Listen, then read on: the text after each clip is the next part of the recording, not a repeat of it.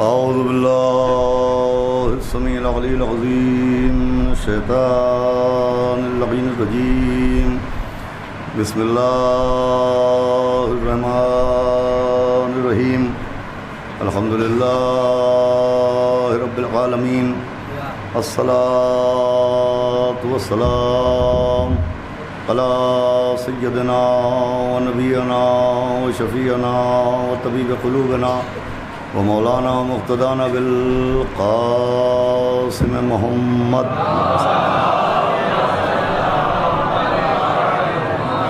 وآلہ الطیبین الطاہرین المعصومین ولعنۃ اللہ علی اعدائہم اجمعین من یومنا ھذا الی یوم الدین. اما بعد فقد قال اللہ سبحانہ تبارک و تعالی فی القرآن المجید والفرقان الحمید. بسم اللہ الرحمن الرحیم. وَلَقَدْ تَرَكْنَاهَا آیَةً فَهَلْ مِن مُدَّکِرٍ. ایک صلوات پڑھیں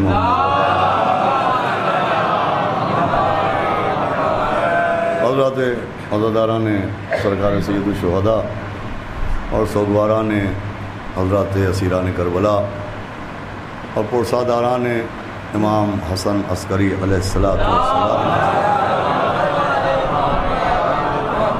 اس عزا خانہ شبیر و صفدر مرحوم میں اس قدیم عشرے میں گفتگو کرتے ہوئے آج مسلسل 5واں روز ہے. آپ کی خدمت میں سبب عذاب اور ذریعہ نجات کے عنوان کے اوپر ایک گفتگو کا سلسلہ جاری و ساری ہے، جس میں بطفیل چہاردہ معصومین علیہم السلام اور خصوصاً بتائید معصوم عالم حضرت بطول بنت رسول جناب فاطمۃ الزہرا سلام اللہ علیہا سورہ قمر کی 15ویں آیت کے روشنی میں آپ کے سامنے جو گفتگو کر رہا ہوں، آپ کے اذہان میں پورا موضوع محفوظ ہے. میں اس آیہ کریمہ کے ذیل میں یہ عرض کرنا چاہ رہا ہوں اور عرض کرتا چلا آ رہا ہوں کہ اس آیت میں اللہ نے عذاب و عتاب کے ذکر کے بعد، کشتی نجات کے تذکرے کے بعد تمام صاحبان ایمان کو ایک نصیحت کی دعوت دی ہے. اور یہ دعوت نصیحت ایک پیغام ہے کہ قرآن میں جو اللہ نے عذاب و عتاب کا تذکرہ کیا، قوموں کی بربادی کا ذکر کیا، تو یہ عذاب و عتاب کا ذکر بھی صرف تلاوت کے لیے نہیں ہے بلکہ نصیحت کے لیے ہے. اس سے بھی قرآن پڑھنے والوں کو نصیحت حاصل کرنا چاہیے اور اسباب عذاب کو سمجھنے کی کوشش کرنا چاہیے کہ آخر وہ کون کون سے اسباب ہیں، وہ کون سی وجوہات ہیں جن کی وجہ سے اللہ عذاب نازل کرتا ہے. چنانچہ قرآن میں بہت تفصیل کے ساتھ مختلف قوموں کے اوپر مختلف قسم کے عذابوں کا ذکر ہوا اور مختلف قسم کے اسباب تھے جس کی وجہ سے عذاب نازل ہوئے. میں عرض کر چکا ہوں کہ کبھی انکار آیات کی وجہ سے عذاب نازل ہوا، کبھی بے عملی کے ساتھ ساتھ بے ادبی کی وجہ سے عذاب نازل ہوا. اور آج میں آپ کی خدمت میں عرض کرنا چاہوں گا کہ غالباً تیسری مجلس میں یا چوتھی مجلس میں میں نے عرض کیا تھا کہ اللہ نے سب سے زیادہ انعامات بھی بنی اسرائیل پر نازل فرمائے اور سب سے زیادہ عذاب بھی اسی قوم بنی اسرائیل پہ نازل ہوئے.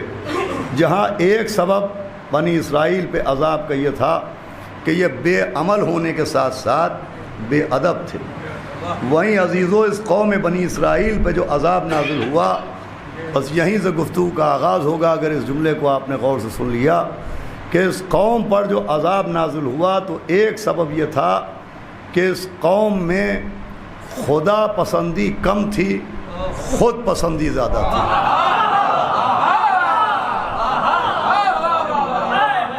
بنی اسرائیل پر جو عذاب نازل ہوا، حالانکہ بنی اسرائیل وہ قوم ہے کہ جس میں فرعون جیسا صاحب حکومت موجود تھا، بلم باور جیسا صاحب علم اسم اعظم موجود تھا، قارون جیسا صاحب دولت موجود تھا. اس قوم پر جو عذاب نازل ہوا تو اس قوم پر عذاب کا ایک سبب یہ ہے کہ ان میں خدا پسندی کم تھی، خود پسندی زیادہ تھی۔ اب نوجوان بھی بیٹھے، بہت آسان لفظوں میں عرض کروں کہ خدا پسندی کیا ہے اور خود پسندی کیا ہے۔ اللہ کے حکم کے سامنے سر تسلیم کو خم کر دینا یہ خدا پسندی ہے، اور حکم الہی کے سامنے اپنی خواہش پہ عمل کرنا یہ خود پسندی ہے۔ بلکہ میں بات کو اور آسان کرتا ہوں اور جملوں کے زینے کے ذریعے آپ کے ذہنوں تک پہنچتا ہوں۔ خدا پسندی کیا ہے اور خود پسندی کیا ہے؟ سجدہ آدم کے موقع پر جو فرشتوں نے کیا وہ خدا پسندی تھی۔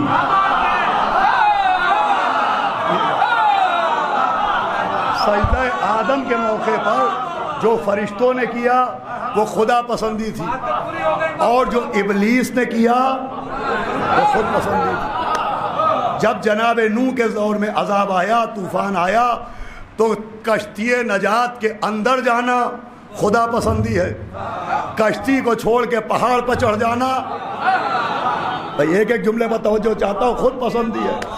جناب موسیٰ کے بھائی ہارون کو من جانب اللہ ماننا خدا پسندی ہے، موسیٰ کے بھائی کے مقابلے میں خود بنا لینا خود پسندی ہے۔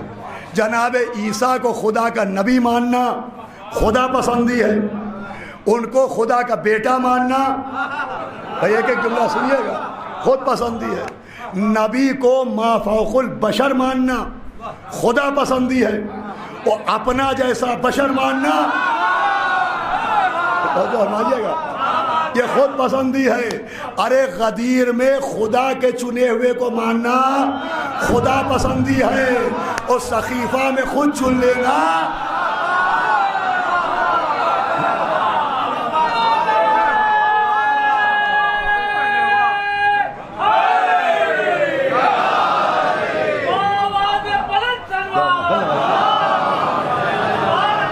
بات آسان ہوئی۔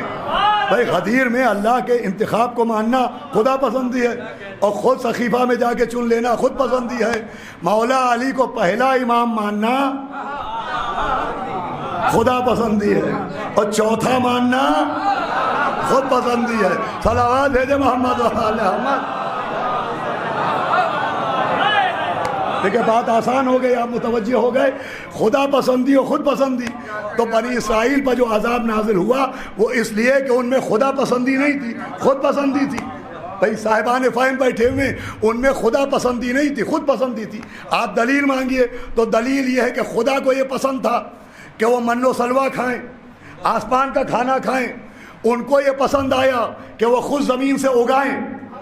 خدا کو یہ پسند تھا کہ وہ دریا پر ایک راستے سے جائیں، ان کو پسند تھا کہ اللہ دریا پر الگ الگ راستے بنائے۔ خدا کو پسند تھا کہ وہ ایک چشمے سے پانی پئیں، ان کو پسند تھا کہ الگ الگ چشمے جاری کیے جائیں۔ توجہ فرمائیے گا۔ اب خدا کو پسند یہ تھا کہ جناب موسیٰ کوہ طور پر آئیں، اللہ کا کلام سنیں اور سن کے قوم کو سنائیں۔ پوری توجہ سنیے گا۔ خدا کو پسند یہ تھا کہ خدا کی آواز، خدا کا کلام موسیٰ سنیں اور سن کے اپنی قوم کو سنائیں۔ مگر قوم موسیٰ کو یہ پسند آیا کہ ہم بھی سنیں گے، ہم یوں نہیں مانیں گے، ہمیں بھی سنائیے، جب تک ہم نہ سنیں گے ہم نہ مانیں گے۔ موسیٰ نے اللہ سے کہا پالنے والے یہ ضد کر رہے ہیں کہ ہم بھی سنیں گے، تو اللہ نے کہا اچھا ان میں سے لے کے آؤ، لیکن سب کو نہ لانا، سب کو نہ لانا، چن کے لانا۔ اب جناب موسیٰ کی قوم کی تعداد تھی 70 لاکھ۔ میں تفسیر قرآن پڑھ رہا ہوں، تفسیر قرآن ہے کہ 70 لاکھ قوم موسیٰ کی تعداد تھی۔ جناب موسیٰ نے 70 لاکھ میں 70,000 کو چنا، 70,000 میں 7,000 کو چنا، 7,000 میں 70 کو چنا۔ جناب موسیٰ نے چنا، یہ معصوم کے چنے ہوئے ہیں، کیا ہو رہا ہے یار؟ یہ کلیم اللہ کے چنے ہوئے ہیں، سنیے بھائی، یہ کلیم اللہ کے چنے، معصوم کے چنے۔ اللہ نے حکم دیا کہ سب کو نہ لاؤ، اپنی قوم میں گھٹا کے لاؤ، چن کے لاؤ، کم کر کے لاؤ۔ اب پڑھنا میرا کام ہے، سمجھنا اپنا آپ کا کام ہے۔ بھائی جب اپنا کلام سنوانا تھا، جب اپنے کلام کا معاملہ تھا تو مجمع گھٹایا گیا، مگر جب غدیر میں ایمان کا معاملہ،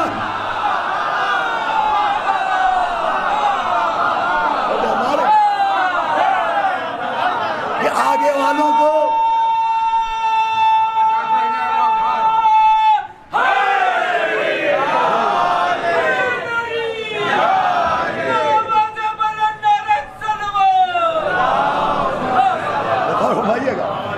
بھائی جب اپنا کلام سنوانا تھا تو مجمع گھٹایا گیا، مگر غدیر میں من کن تو مولا سنوانے کے لیے کہ آگے والوں کو پیچھے لاؤ، پیچھے والوں کو آگے لاؤ، مجمع بڑھایا گیا۔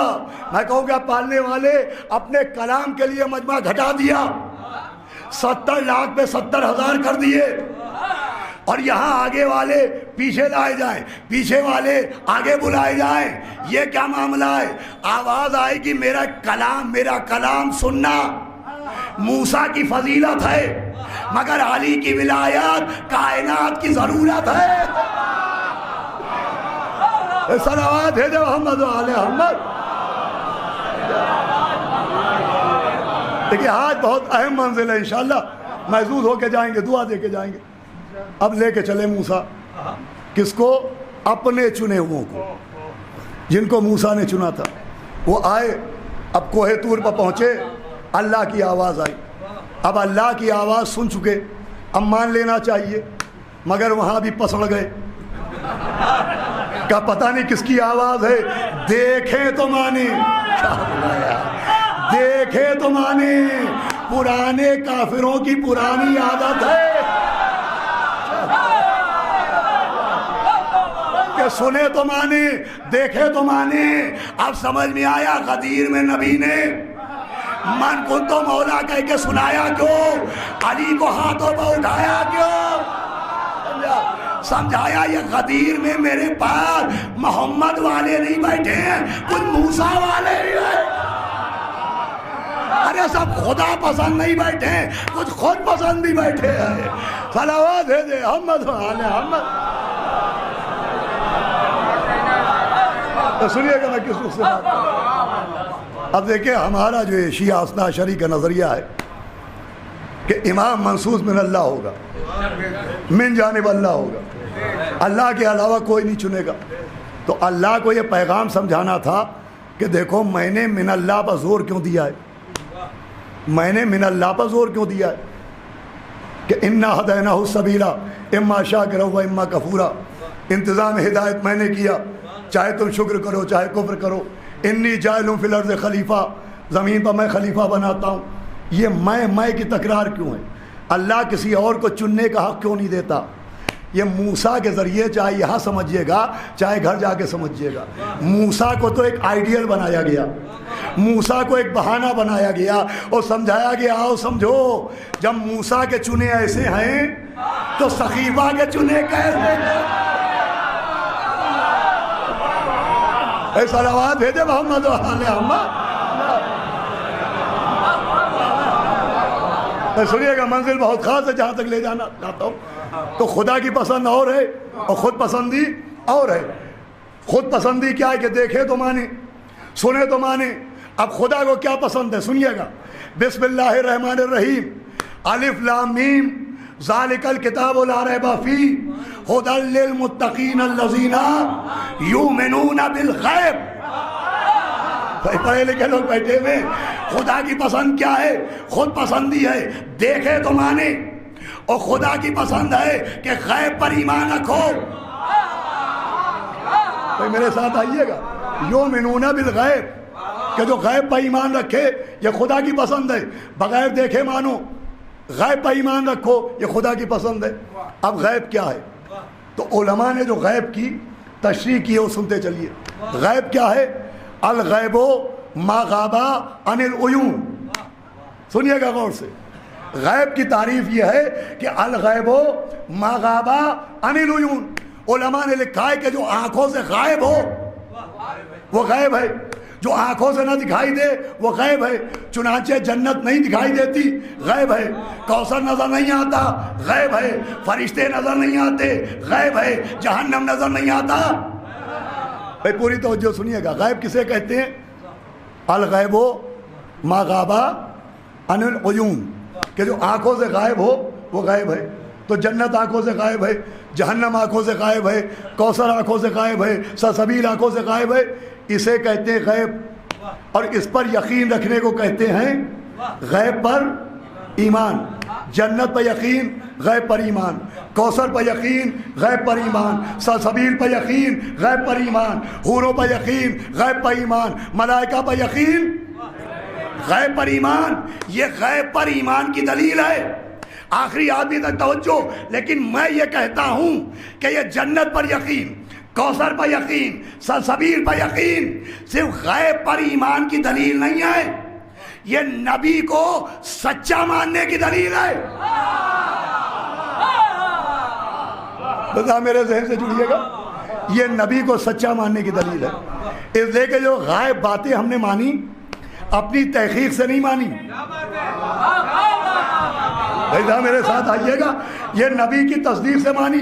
نبی نے کہا جنت ہے، نبی نے کہا کوثر ہے، نبی نے کہا فرشتے ہیں، ہم نے دیکھے نہیں، مان لیے. کیوں؟ کہ نبی نے کہا. تو ان کو ماننا نبی کو سچا ماننے کی دلیل ہے. بات آسان کروں، ربیع الاول کا چاند میں نے نہیں دیکھا، بہتوں نے نہیں دیکھا. 2 لوگوں نے کہا چاند ہو گیا، میں نے مان لیا. تو صرف چاند کو ماننے کی دلیل نہیں ہے، جن کے کہنے پر مانا. میرے ساتھ آئیے گا، ان کو عادل ماننے کی دلیل ہے. تو ہم نے جنت نہیں دیکھی، کوثر نہیں دیکھا، سلسبیل نہیں دیکھی، فرشتے نہیں دیکھے، نبی کے کہنے سے مانا، تو یہ نبی کو سچا ماننے کی دلیل ہے. تو جو نبی نے نہیں دکھایا اسے ماننا نبی کو سچا ماننے کی دلیل ہے. تو جسے نبی نے ہاتھوں میں اٹھا کے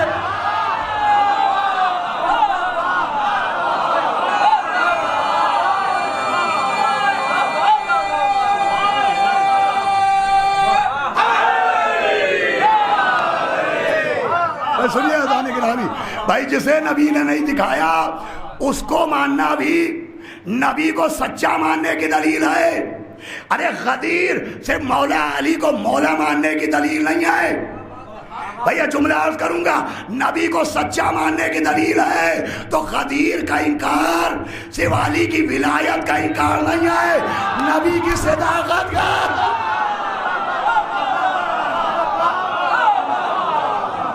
وہ ایک صلوات بھیجے محمد و آل محمد.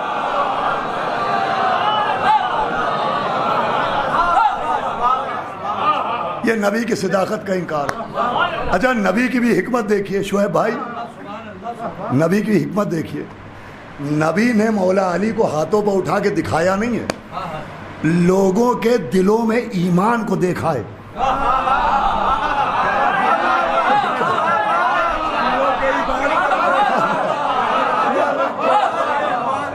بھائی لوگوں کے ایمان کو دیکھا ہے.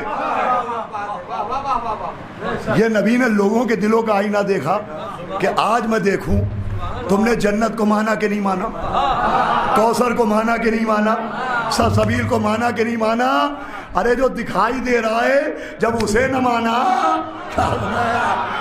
تو جو دکھائی نہیں دیا اسے کہاں سے مانو گے. صلوات ہے جو محمد بنا دیتے ہو، ایک غلط بات کو تحقیق بنا دیتے ہو، مسئلہ پائے سے تفریق بنا دیتے ہو. تم کو اگر شک ہے محمد کی نبوت میں تو کیا تم کو جھوٹوں کو بھی صدیق.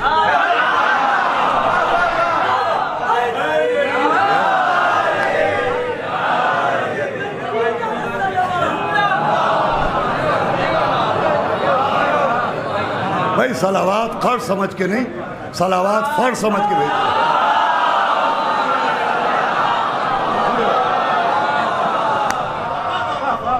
تو خدا پسندی اور ہے، خود پسندی اور. اب جس بات کے لیے میں نے آج کے لیے اتنا آپ کے اذہان کو متوجہ کیا، سنیے گا انشاءاللہ جناب سیدہ نے چاہا تو یہ بات یادگار ہو کے رہے گی. اللہ کو خود پسندی پسند نہیں ہے، خدا پسندی کا نام دین ہے، خود پسندی کا نام دین نہیں ہے. بھائی جملہ سنیے گا، اگر اللہ کو خود پسندی پسند ہوتی تو خودکشی حرام نہ ہوتی.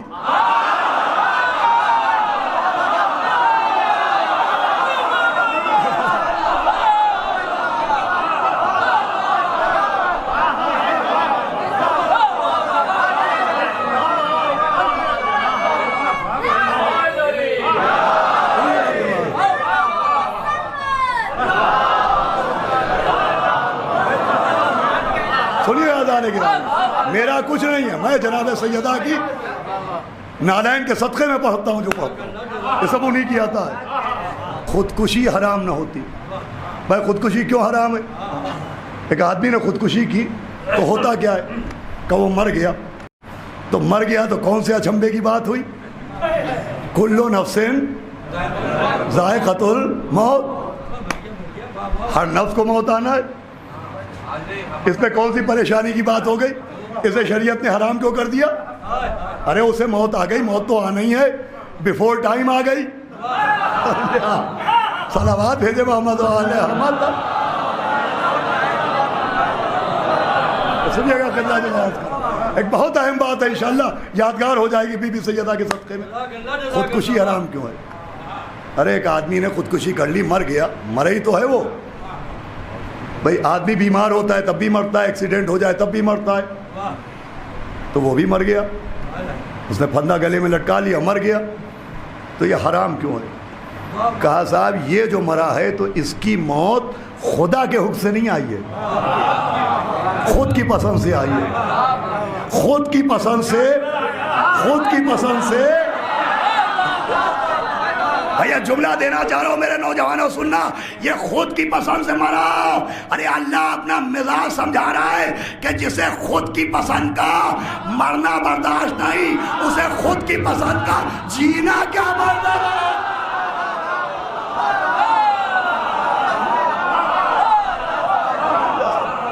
ایک صلوات پڑھے محمد علیہ محمد۔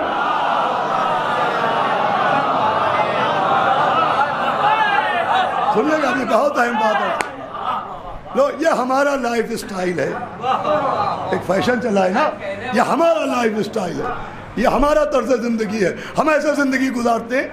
ارے اللہ کو اپنی پسند کی موت تو پسند نہیں ہے، اپنی پسند کی زندگی، لائف اسٹائل کیا پسند آئے گا؟ دیکھیے میں اپنا کام بھرپور کر رہا ہوں، امام باڑے کے سامنے کہہ رہا ہوں، دو کام ہوتے ہیں، خطیب کا کام ہے دلیل دینا اور مجمع کا کام ہے داد دینا۔ ان کمنگ جاری ہے تو آؤٹ گوئنگ بند نہ ہو۔ صلوات بھیجے محمد، ایک صلوات اور بآواز بلند پڑھے۔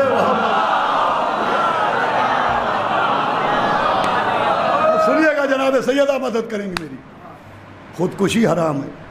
اب اس موقع پر ایک سوال ہوتا ہے، ہمارے بچے نوجوان خاص کر کے سنیں، اور ان لوگوں سے ہوتا ہوگا فیس بک کے اوپر اور واٹس ایپ کے اوپر، یا جب آپس میں ڈسکشن کرتے ہوں گے نوجوان تو یہ سوال ہوتا ہوگا کہ صاحب اسلام میں خودکشی کرنا حرام ہے، خود سے جان دینا حرام ہے۔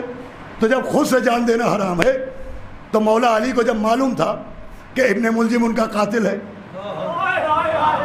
تو انہوں نے ٹھوکر مار کے اسے بیدار کیوں کیا؟ امام حسین کو معلوم تھا کہ کربلا میں کیا ہوگا تو وہ کیوں گئے؟ یہ تو معاذ اللہ انہوں نے خود سے جان دے دی، آپ اسے شہادت کیوں کہتے ہیں؟ سنیے گا، بہت سینسٹیو اور بہت نازک بات ہے، انشاءاللہ آخری آدمی تک کوئی خاموش نہ رہے گا۔ کذاب جب امام حسن کو معلوم تھا کہ پانی میں زہر ہے تو کیوں پی لیا؟ 8ویں امام کو معلوم تھا انگوروں میں زہر ہے تو انگور کیوں کھا لیے؟ 11ویں امام کو معلوم تھا کہ زین میں زہر ہے تو آپ زین پر کیوں بیٹھ گئے؟ بھئی خود سے جان دینا تو یہ تو معاذ اللہ خود سے جان دینا ہوا، تو اس کو آپ شہادت کیوں کہتے ہیں؟ اس لیے کہتے ہیں کہ قرآن کے آئینے میں ایک باپ ہے، ایک بیٹا، ایک ابراہیم ہے، ایک اسماعیل۔ باپ ہاتھ میں چھری لیے جان لینے پر تیار، بیٹا لیٹا ہوا جان دینے پر تیار۔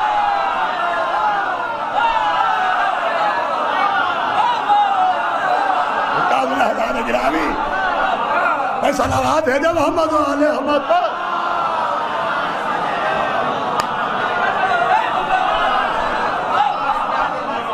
سنیے گا عزیزوں، ابراہیم ہاتھ پہ چھری لیے جان لینے پر تیار ہے، وہ اسماعیل آنکھوں پر پٹی باندھے ہوئے جان دینے پر تیار ہے۔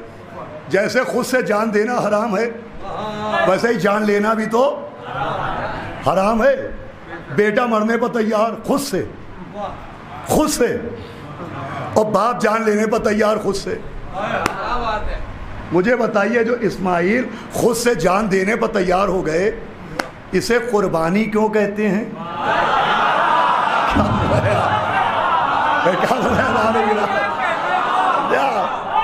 اسے قربانی کیوں کہتے ہیں؟ بھائی باپ نے خواب دیکھا، بیٹا خود سے جان دینے میں تیار ہو گیا، تو یہ شہادت کیوں ہے؟ یہ قربانی کیوں ہے؟ اسماعیل کا لقب ذبیح اللہ کیوں ہے؟ کہا بھائی یہاں خود سے جان نہیں دی، حکم خدا سے جان دی۔ بھائی یہ جملہ سنیے گا، جہاں خود سے جان دی جائے وہاں خودکشی ہوتی ہے، جہاں حکم خدا سے جان دی جائے وہاں شہادت ہوتی ہے۔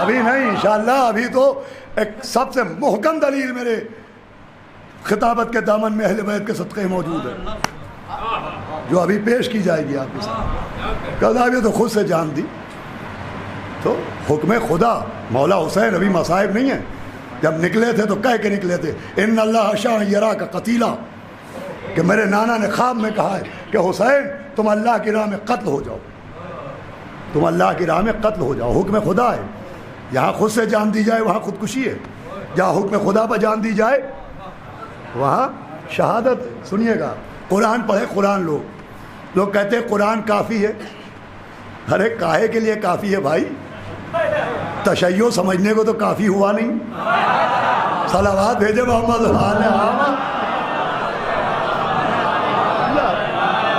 سنیے گا، قرآن میں ایک سورہ پرواز بلند ہو تو یہی نتیجہ ہوتا ہے۔ صلوات بھیجے محمد ابھی انشاءاللہ دل میں بھی اترے گا۔ سورہ ہے قرآن کا سورہ بروج، سورہ البروج۔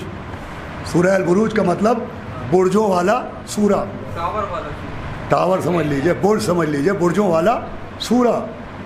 اور اس میں قسم کھائی جا رہی پہلی آیت میں کہ قسم ہے برجوں والے آسمان کی، برجوں والے آسمان کی قسم۔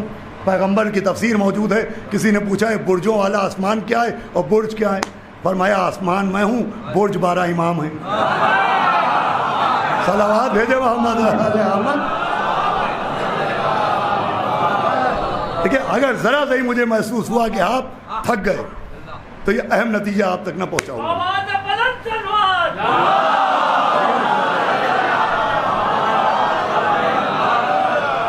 سورہ بروج کی 5ویں آیت میں اللہ نے اصحاب اخدود پر لعنت کی ہے۔ بھائی ہمارے شعیب بھائی خطیب بھی ہیں، قاری بھی ہیں، شاعر بھی ہیں، تصدیق کریں گے باقر بھائی۔ قرآن نے سورہ بروج میں 5ویں آیت میں اصحاب اخدود پر لعنت کی ہے۔ اخدود کہتے ہیں خندق کو، اصحاب اخدود کا مطلب خندق والے۔ یہ کون سے خندق والے؟ پیغمبر اسلام سے سینکڑوں سال پہلے ایک بادشاہ تھا جو خدائی کا دعویٰ کرتا تھا، اور جو انکار کر دیتا تھا اسے خندق کھود کے، کھائی کھود کے، آگ بھر کے اس میں جلا دیتا تھا، تو ان پر اللہ نے لعنت کی۔ اب یہ صحیح مسلم میں بھی واقعہ ہے، اہل سنت کی کتابوں میں، اور تفسیر انوار النجف میں بھی یہ واقعہ موجود ہے جو میں آپ کو سنا رہا ہوں۔ وہ واقعہ یہ ہے کہ وہ بادشاہ جو خدائی کا دعویٰ کرتا تھا، اس کے پاس ایک جادوگر تھا، اور وہ جادوگر اپنی جادو سے اس کی حکومت چلاتا تھا، مدد کرتا تھا، ٹونے ٹوٹ کے کیا کرتا تھا اس کی حکومت کو بچانے کے لیے۔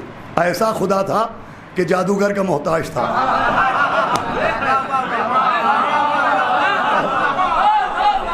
غور سنیے، ہمارے بچے نوجوان غور سے سنیں۔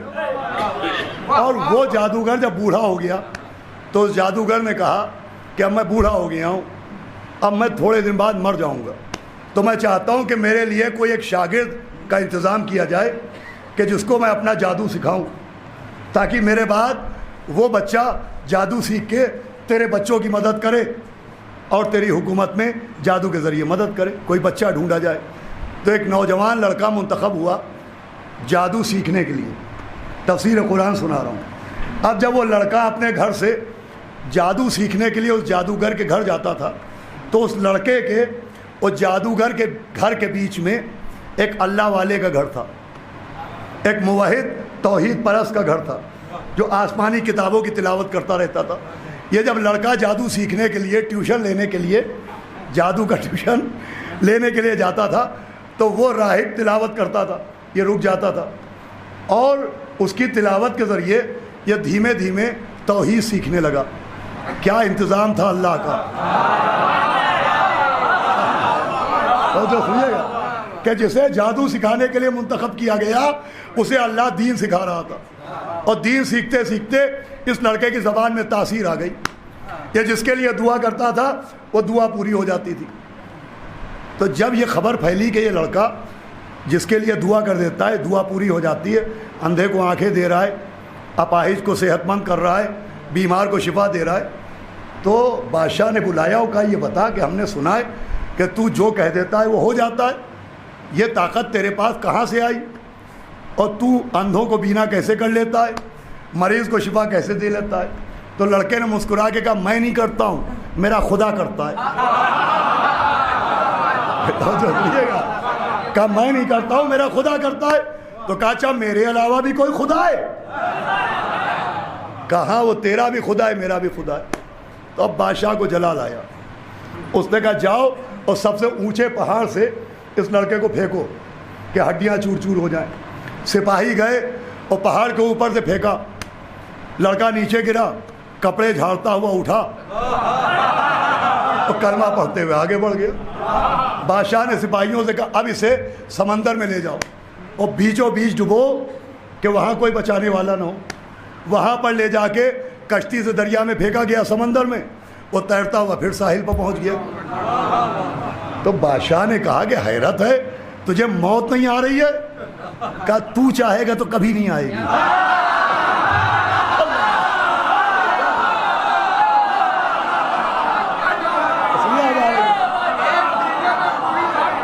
بھائی صلوات بھیجے محمد علیہ۔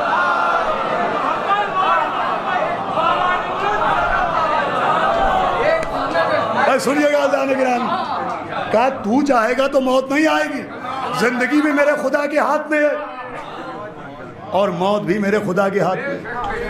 تو مجھے نہیں مار سکتا، میں مر سکتا ہوں لیکن تو نہیں مار سکتا۔ میں مر سکتا ہوں، تو نہیں مار سکتا۔ کہ تو کیسے مر سکتا ہے؟ کہ اگر میرا خدا چاہے تو میں مر سکتا ہوں۔ کہ خدا کیسے چاہے گا؟ کہ تو دیکھنا چاہتا ہے؟ یہ کہہ کہ اس لڑکے نے اپنے ترکس میں سے ایک تیر نکالا اور کمان دیا اور کہا یہ تیر و کمان لے اور میرے خدا کا نام لے کے میرے سینے میں اس تیر چھوڑ دے۔ اب عداوتن ہی صحیح اس کو بھی لا الہ الا اللہ کہنا۔ اس بادشاہ نے تیر و کمان لیا اور تیر لے کے سیدھا اس لڑکے کے سینے میں مارا اور تیر اس کے دل میں پیوست ہوا اور لڑکا اسی وقت گر کے مر گیا۔ مجھے بتائیے لڑکا اگر اپنی موت کا طریقہ خود نہ بتاتا تو کیا بلایا؟ تو کبھی وہ مر نہ پاتا۔ تو اس لڑکے نے جو موت چنی تو خود ہی سے تو چنی۔ اسے کیا کہا جائے گا؟ خودکشی یا شہادت؟ کا خودکشی نہیں کہیں گے، کیوں؟ کہ بھائی جیسے ہی لڑکے کے سینے میں تیر لگا اور وہ زمین پر گر کے مرا، جتنا بھی مجمع تھا سب نے کہا اشہد ان لا الہ الا اللہ۔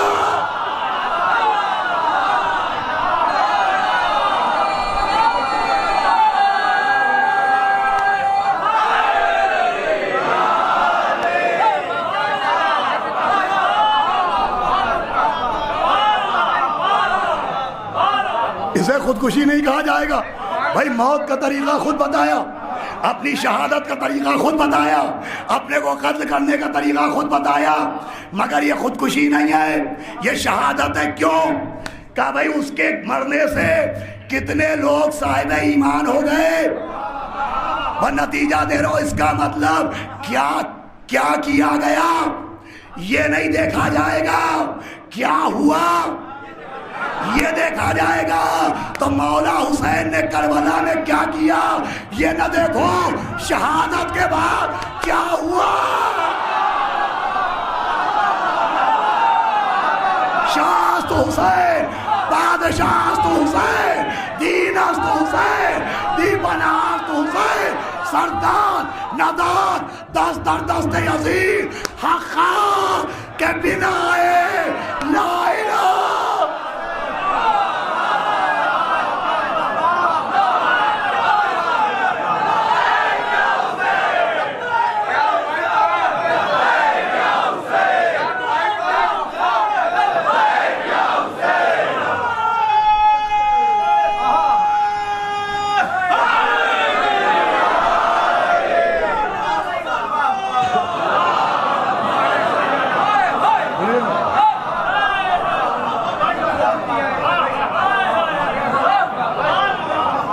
ایک ایسا جواب جناب سیدہ کے صدقے میں نے اپنے بچوں جوانوں کے حوالے کیا کہ اب اس کی رد نہ ہوگی.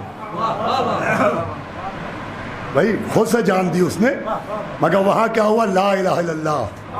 یہاں کیا ہوا؟ حقا کے بنائے لا الہ ہست حسین. مولا سلامت رکھیں آپ کی سماعت ہوگی.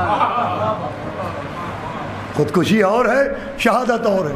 اب آخری بات جو بی بی سیدہ کے صدقے میں عنایت ہوئی ہے وہ سن لیں. یوں میں اپنی طرف سے روز کوشش کرتا ہوں، بھائی کون نہیں چاہے گا کہ اس کی ہر مجلس بام عروج پر پہنچ جائے؟ بھائی کون شاعر نہیں چاہے گا کہ اس کا کوئی شعر نہ چلے؟ صلوات بھیجے محمد والے. میں تو اپنے تئی ہر مجلس میں کوشش کر رہا ہوں. لیکن ابھی پرسوں جناب سیدہ کے صدقے میں ایک بات مومنین کو اتنی پسند آئی کہ ابھی تک اس کی دعا مل رہی ہے. آپ تشریف نہیں تھے، میں نے عرض کیا، میں شفاعت کے عنوان پہ میں پڑھ رہا تھا اور میں نے عرض کیا تھا کہ جو محب عزادار جنت میں جائے گا وہ اس لیے نہیں جائے گا کہ وہ محب حسین ہے، وہ اس لیے جائے گا کہ اللہ محب حسین ہے. اللہ سے بڑا کوئی محب حسین نہیں، اللہ سے زیادہ کوئی مولا حسین سے محبت نہیں رکھتا. اس کی سب سے بڑی دلیل اس دور میں ملی کہ اللہ نے حج کے موسم میں کعبے میں سناٹا گوارا کر لیا، لیکن اربعین کے موقع پر کربلا میں سناٹا گوارا نہیں. اب ایک بات آج عرض کرنا ہے، سنیے آخری بات. خودکشی کیا ہے اور شہادت کیا ہے؟ دیکھیں خودکشی کب ہوتی ہے؟ خودکشی تب ہوتی ہے کہ جب امید کے سارے راستے بند ہو جائیں، مایوسی کی تاریکیاں چھا جائیں، اندھیرا ہی اندھیرا ہو کہ اب نو ہوپ، کوئی امید نہیں، کوئی توقع نہیں، سارے راستے بند ہو گئے. تو خودکشی وہاں ہوتی ہے جہاں مایوسی ہوتی ہے. سنیے گا آپ، خودکشی وہاں ہوتی ہے جہاں مایوسی ہوتی ہے، اور شہادت وہاں ہوتی ہے جہاں یقین بر خدا ہوتا ہے. سنیے گا جو جملہ دینا چاہ رہا ہوں، خودکشی وہاں ہوتی ہے جہاں مایوسی ہو، اور شہادت وہاں ہوتی ہے جہاں یقین بر خدا ہو، جہاں اطمینان ہو، جہاں یقین بر خدا ہو. کربلا میں کیا ہوا؟ آئینہ کربلا کو دیکھو کہ کیا 72 کے خیموں کے قریب مایوسی کا کوئی سایہ بھی نظر آ رہا ہے؟ بھائی وہ جملہ آپ دینا چاہ رہا ہوں. کربلا میں یقین ہی یقین ہے. مولا حسین تو مولا حسین، جناب عباس تو جناب عباس، بنی ہاشم تو بنی ہاشم، حبیب تو حبیب، سعید تو سعید، بریر تو بریر، زہیر تو زہیر، جون تو جون. یہ جملہ آپ کے حوالے. کربلا میں یقین اس منزل پر ہے کہ 6 مہینے کا بچہ بھی تیر کھا کے رو نہیں رہا، مسکرا.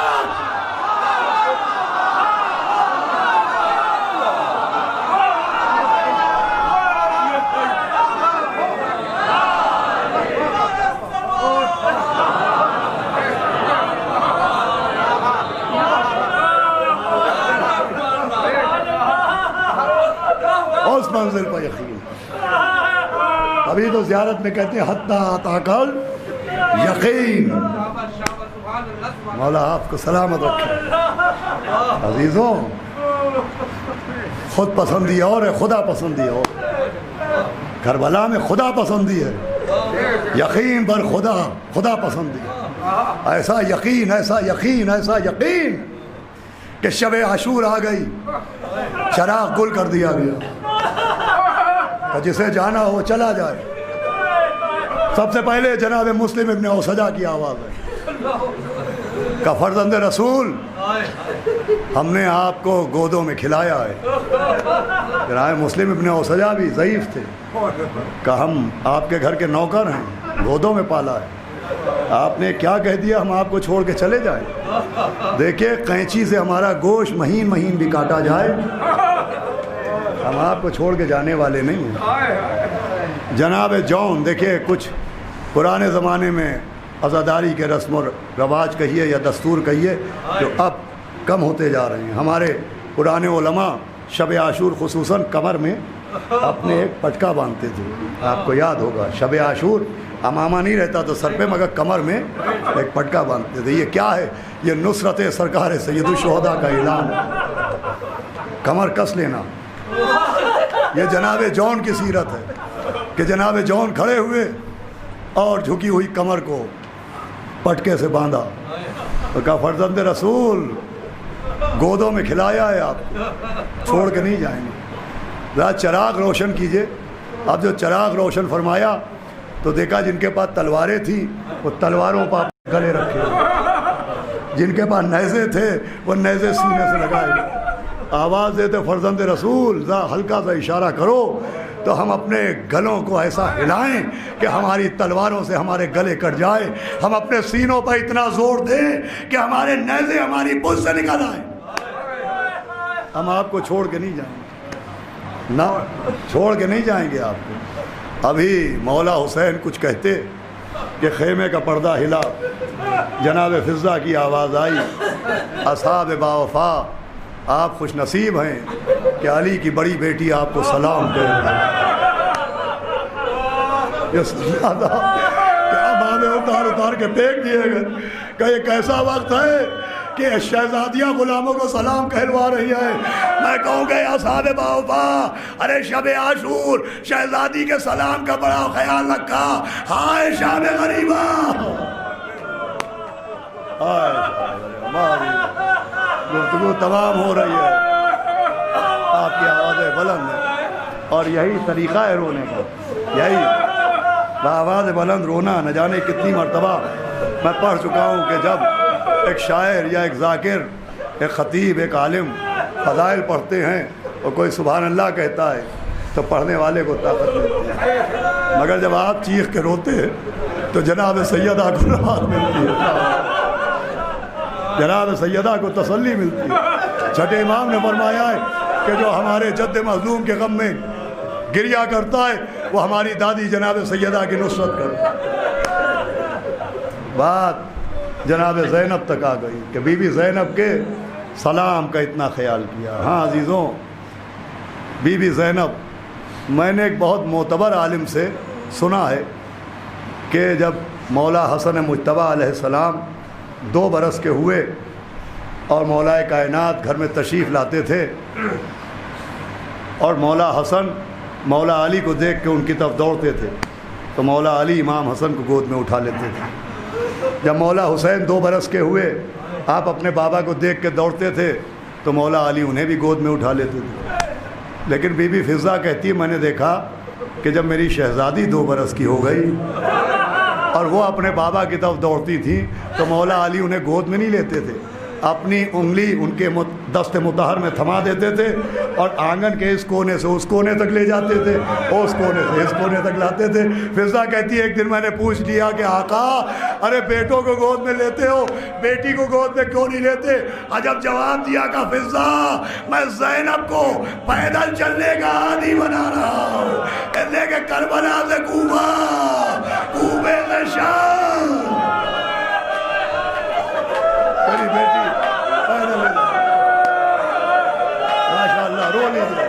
اب چند دن رہ گئے ہے در چشم زدن صحبت یار آخر شد روح گل سے ندیدے کہ بہار آخر۔ یہی وہ زمانہ ہے کہ جب بی بی قیس سے چھٹ کے مدینے کی طرف گئی تھی۔ بس ایک روایت سنیں اور گفتگو تمام ہے۔ دیکھیے گھر وطن عجب تڑپ ہوتی ہے، امام حسین علیہ السلام کے صدقے میں نہ جانے کہاں کہاں ہم مجلس پڑھنے گئے، یو کے گئے اور مسقط گئے اور قطر گئے اور کویت، نہ جانے کہاں کہاں گئے، اور مومنین مولا حسین کے ذاکروں کا بڑا خیال رکھتے ہیں کہ مولا حسین کا ذاکر ہے، ایک سے ایک ہوٹلوں میں ٹھہرا رہے، اچھے سے اچھے گھروں میں، یہاں بھی بہترین انتظام رہتا ہے۔ تو اتنے آرام کے باوجود کہ اتنے آرام سے 10 دن 12 دن رہتے ہیں وہاں، لیکن جس دن یہ ہوتا ہے اب گھر جانا تو لگتا ہے جیسے پنکھ لگے۔ جب آدمی گھر جانے لگتا ہے تو جی چاہتا ہے کہ وہ اڑ کے پہنچ جاؤ۔ ہائے وہ مسافر جو کربلا سے لٹ کے مدینے آ رہے ہیں، سوچے ان کے قدم کس طرح سے بڑھ رہے ہوں۔ اسی لیے روایت ہے کہ چوتھے امام مدینے میں داخل نہیں ہوئے، بڑی مستند روایت۔ آپ نے مدینے کے باہر ایک خیمہ نصب فرمایا اور اس خیمے کے چاروں طرف سیاہ رنگ کے علم لگائے گئے، اور چوتھے امام مسند تعزیت پر بیٹھے۔ مولا علی کے ایک فرزند جناب محمد حنفیہ جو بیمار تھے، جنہیں بیماری کی وجہ سے مولا حسین اپنے ساتھ نہیں لے گئے تھے، وہ بیمار تھے۔ جیسے ہی خبر ملی کہ قافلہ حسینی آ گیا، انہوں نے غلام سے کہا قالین بچھا دے، پردہ ہٹا دے، دیکھیں سب سے پہلے میرا شہزادہ میری عیادت کو آئے گا، سب سے پہلے میرا حسین میرے پاس آئے گا۔ لیکن جب کافی دیر ہو گئی اور مولا حسین نہ آئے تو محمد حنفیہ خود نکلے۔ اب جو سیاہ رنگ کے پرچم دیکھے کہ میں سمجھ گیا کہ حسین میرے وہاں کیوں نہیں آ رہے۔ اب پہنچے اور پہنچنے کے بعد آپ نے چوتھے امام کے گلے میں باہیں ڈالی۔ یہ پہلی تعزیت تھی جو مدینے میں چوتھے امام کو دی گئی۔ گلے میں باہیں ڈالی۔ چوتھے امام نے کہا کہ چچا میرے گلے سے ہاتھ ہٹا لیجئے۔ کہا میرے لال یہ طریقہ تعزیت ہے۔ کہا چچا میرے گلے سے ہاتھ ہٹائیے۔ کہا بات کیا ہے؟ محمد حنفیہ نے ہاتھوں کو ہٹایا، چوتھے امام نے گلے سے رومال کھولا۔ اب جو دیکھا تو لال رنگ کے نشان پڑے تھے۔ کہا سید سجاد یہ نشان کیسے؟ کہا ارے میرے گلے میں تاؤ ڈالا گیا، میرے بابا کے گلے پر خنجر چلایا۔ عملیہ تمام ہو رہی ہے۔ عزیزوں ایک حکم ہے مسافروں کے لیے، بابو سن لے، رو چکے آپ، پڑھ چکا میں۔ مسافروں کے لیے ایک حکم ہے۔ پیغمبر نے فرمایا جب سفر پر جاؤ اور گھر لوٹو تو بغیر تحفے کے گھر نہ آنا۔ فرمایا بغیر تحفہ لیے گھر میں نہ آنا۔ نبی کی حدیث ہے ایک پھول ہی صحیح، اپنے گھر والوں کے لیے ایک پھول ہی صحیح لے کے واپس آنا، خالی ہاتھ گھر نہ آنا۔ جناب زینب نانا کی قبر پر پہنچی، کہا نانا آپ نے کہا تھا کہ تحفہ لانا، اے نانا نوازی تحفہ لے کے آئی ہے، خون بھرا کرتا نکالا۔ اے نانا زینب تحفہ لائی ہے، یہ میرے بھیا کا کرتا ہے جس کے لیے عید کے دن کپڑے آئے، بدا سے لباس لوٹ لیا گیا، میرے بھیا آگے